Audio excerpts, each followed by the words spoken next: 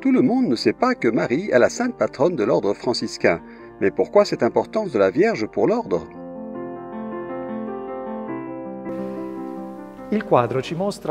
La peinture nous montre des descriptions classiques de la manière dont saint François aurait obtenu l'indulgence de la portioncule.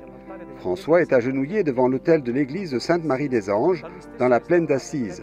Cette église qu'il a lui-même restaurée est chère aux saints, car, comme le raconte un des premiers biographes, le Père disait savoir par révélation divine que la Sainte Vierge, parmi toutes les églises construites en son honneur, aimait celle-là avec une tendresse particulière.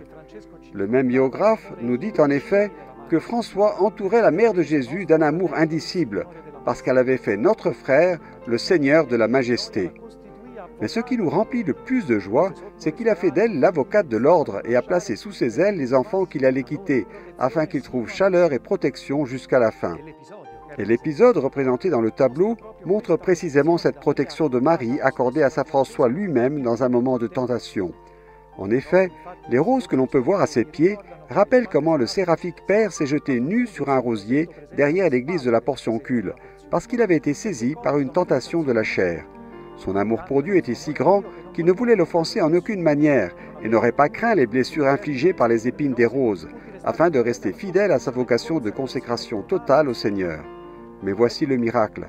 Les roses ont perdu leurs épines, et François a surmonté la tentation par l'intervention de la grâce de Dieu, plus que par son geste ascétique. Puis, de retour à la Portioncule devant l'autel, il eut la vision de Jésus qui, par l'intercession de la Sainte Vierge, sa mère, accorda à François l'indulgence plénière pour les pèlerins venus visiter cette petite église en l'honneur de Marie.